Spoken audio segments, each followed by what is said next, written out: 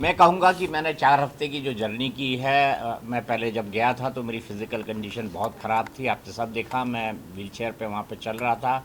15 दिन हुए थे, मुझे हिप रिप्लेसमेंट सर्जरी हुई थी। बहुत डबल माइंडेड था, कुछ डॉक्टर्स ने कहा जाना चाहिए, नहीं जाना चाहिए, लेकिन उसके बाद भी मैंने जाने का निर्णय किया। मैं थैंक यू कहना चाहूँगा मेकर्स को, जियो सिनेमा को, एंडे मॉल को, जिन्होंने वाईकॉम 18 को, जिन्होंने मेरी मदद की वहाँ पर। और जब मैं घर में गया तो मुझे ऐसा लग रहा था शायद मैं 2 दिन रहूं, हफ्ते भर रहूं, लेकिन 4 हफ्ते वहाँ पर बिता के आया हूँ। बहुत कुछ सीख कर आया हूँ, बहुत कुछ सिखा कर आया हूँ। उम्मीद है कि जो सिखाया है मेरी सीख लोग याद रखें, अपने अनुभव, मेरे अनुभव का इस्तेमाल करें, और जो मैंने सीखा है वाकई में उसे मैं ज़िंदगी भर याद रखूँगा। जब आप घर से बाहर आ रहे थे तो काफ़ी ज़्यादा घर के अंदर लोग रो रहे थे, रणवीर, कटारिया और शिवानी। तो सबसे ज़्यादा इमोशनल अटैचमेंट किसके साथ आपको हुई है? देखिए, मेरे साथ सबके साथ इमोशनल अटैचमेंट है। ऐसा कोई नहीं है जिसको मैं कहूँगा कि मेरा उससे इमोशनल अटैचमेंट नहीं था। सब लोग मेरे पास आते थे, अच्छी बुरी बातें करते थे, अच्छी बुरी बातें सुनते थे, सुनाते थे। हमारा एक रिश्ता था और वो रिश्ता समय के साथ डेवलप हुआ है। एक में ना बड़ा वक्त होता है, एक छत के अंदर रहना, इस डिजिटल युग में ना टीवी देखना, ना फ़ोन आपके पास, हमारे पास है था भी तो वो एक सर्टेन टास्क के लिए था, बाहर वाला के लिए वो फ़ोन दिया गया था।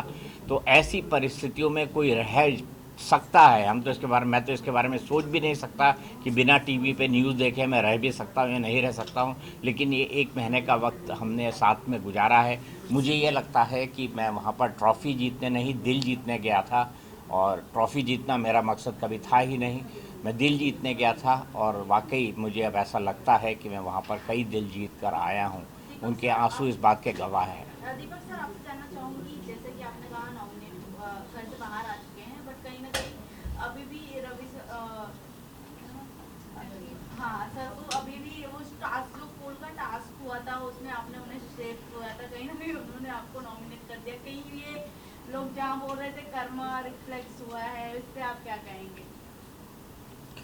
मैं सिर्फ इतना कहना चाहूँगा कि मुझे किसी से इस बात की नाराज़गी नहीं है कि किसने मुझे नॉमिनेट किया, किसने नहीं किया। बिग बॉस के घर में मुझे कोई परमानेंटली नहीं रहना था।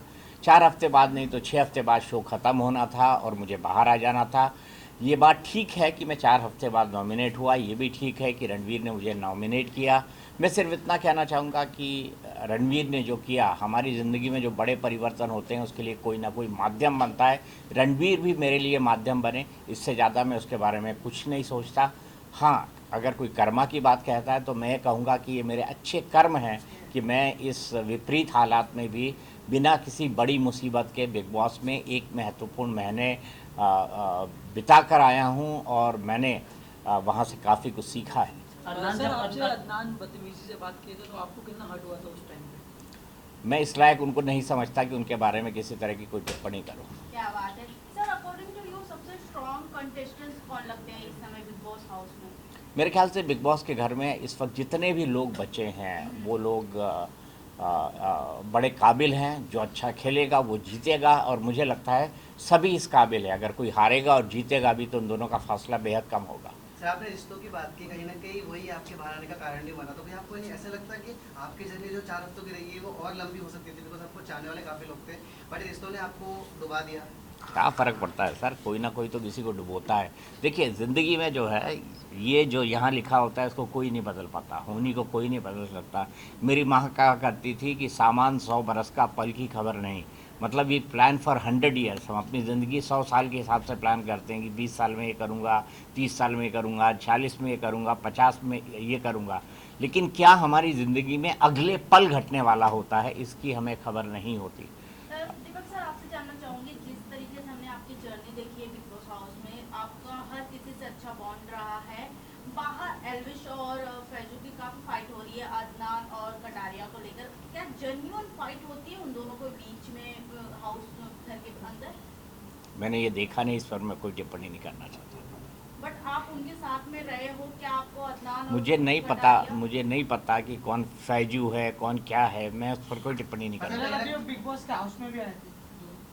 मैं नहीं था उसमें। सर शिवानी के साथ जैसा उसके भाषा को लेकर घर में बात होती है, आपके साथ काफ़ी देखा गया कि आप बैठती थी, आप समझाते थे, तो कैसा उसका भाषा है या स्वभाव है, कुछ बताना चाहेंगे रियल जो आपने अनुभव किया? स्वभाव से बहुत सरल है, थोड़ी ज़्यादा बोलती है, ज़्यादा मजाकिया है, लेकिन उसको गलत लोग उसकी भाषा के कारण समझते हैं। मुझे ये लगता है कि जिस इलाके से आती है वो उत्तर प्रदेश का एक ऐसा इलाका है जहाँ कई भाषाओं का और बोलियों का मिक्स बोला जाता है।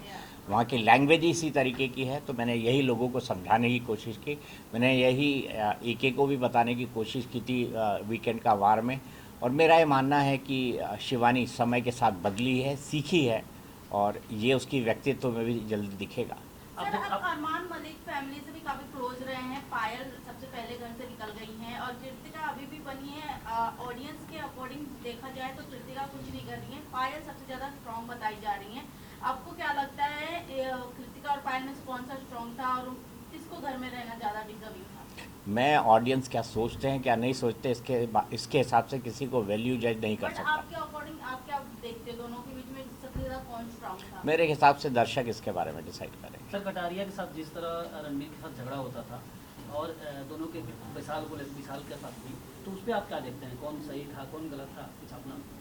मैं किसी को सही या गलत नहीं कहूँगा। मैं तो सिर्फ लोगों को ये कहता था कि अगर कोई बड़ी उम्र का है उसका सम्मान करो, अगर कोई छोटा भी आपको बड़ी सीख दे रहा है उसका सम्मान करो। यही बात मैं लोगों को कहा करता था और ज़्यादातर मौके पे लोगों ने, मेरे हाउसमेट्स ने, फेलो हाउसमेट्स ने इस बात को सुना। सर, कौन सा ऐसा कंटेस्टेंट था जिसके साथ आप रिश्ता नहीं रखना चाहेंगे? मुझे ऐसा कोई नहीं लगता। अदनान ने जिस तरह से आपके साथ बिहेव किया, क्या उसके बाद भी आप सारा गिला शिकवा आप भूल जाएंगे? मैं कमेंट कर चुका हूँ कि इसके बारे में कुछ नहीं करना चाहता। सर, क्या आपको ऐसा लगता है कि इस सीजन जो बिग बॉस का जा रहा है वो उसकी टीआरपी काफी लो जा रही है, इसकी वजह से बार बार वाइल्ड कार्ड एंट्रीज लानी पड़ रही है? कभी आयुष को बुला रहे, कभी फैजू को बुला रहे, फेक कंट्रोवर्सी क्रिएट कर रहे हैं। यार OTT की टीआरपी कहाँ आती है मेरे भाई, शब्द तो सही सोचो। आपने कहा था कि शिवानी से मिलने जाएंगे उसके घर, तो जाऊँगा बिल्कुल जाऊँगा। सर, बिग बॉस के बाद आपने मतलब आपके लाइफ में मतलब अभी क्या चेंजेस आए, आप इसके बारे में क्या कहना चाहोगे, या क्या चेंजेस आ सकते हैं, आपको क्या लगता है इसके बारे में? एक दिन में तो मुझे कोई चेंज नहीं दिखा। सर, आपने वेट कितना लूज किया? क्योंकि बिग बॉस इसीलिए जाना जाता है कि लोग अंदर जाने के बाद वेट तो जरूर लूज कर लेते, 4-5 किलो। अभी मैं अपने जो वेट स्केल है उस पर चढ़ा नहीं हूँ, लेकिन वेट मैंने जरूर लूज़ किया। सर, आप घर के अंदर थे तो आप फिजिकली फिट नहीं थे, तो कितनी परेशानी हुई आपको और कौन से लोग जो आपको सबसे ज़्यादा हेल्प किया? मुझे हर इंसान ने मदद की जो उस घर के अंदर था, चाहे वो मुझसे बात करता हो ना करता हो, मुझे पसंद करता हो ना पसंद करता हो, हर इंसान ने मेरी मदद की है, किसी न किसी रूप में मदद की है, और मैं सबका बहुत तहे दिल से धन्यवाद करता हूँ। Okay, thank you. Sir, top 3 में कौन हो सकता है आपके हिसाब से? मेरे हिसाब से टॉप 3 में मैं खुद हूँ।